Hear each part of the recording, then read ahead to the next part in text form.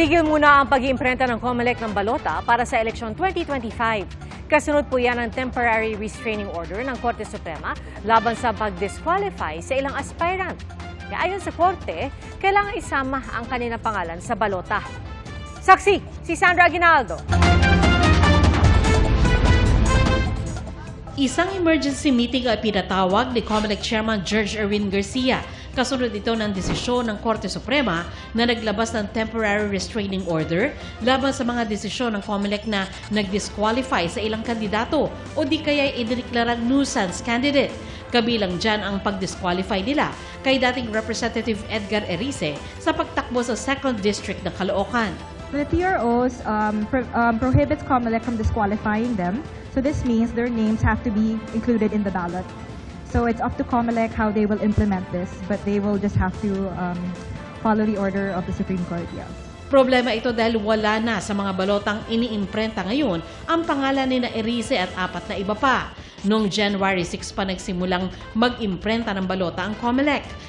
Sa isang statement, sinabi ng COMELEC para makasunod sa utos ng Korte Suprema, agad daw nilang ipinahinto ngayong gabi ang printing ng official ballots. Kailangan magpatupad ng pagbabago sa candidates database, election management system, automated counting machine at consolidated canvassing system.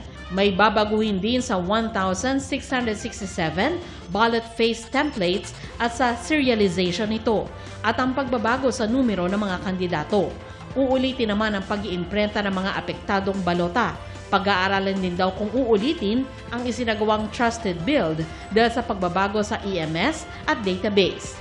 Matatanda ang sinampahan ng disqualification case si Erice ng isang Raymond Salipot dahil sa muray panggugulo sa proseso ng eleksyon o pagdudulot ng kalituhan sa mga botante sa pamamagitan ng pagpapakalat ng mali at nakakaalarmang impormasyon.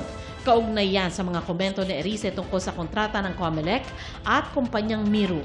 Nitong January 3, sinapinal ng COMELEC ang desisyon matapos daw hindi makatanggap ng restraining order mula sa korte. Nauna nang iginiit ni Erice na wala siyang nilabag na probisyon ng Omnibus Election Code kaya dumulog sa Korte Suprema. Para sa GMA Integrated News, Sandra Aguinaldo, ang inyong saksi. Mga kapuso, maging una sa saksi. Mag-subscribe sa GMA Integrated News sa YouTube para sa iba't ibang balita.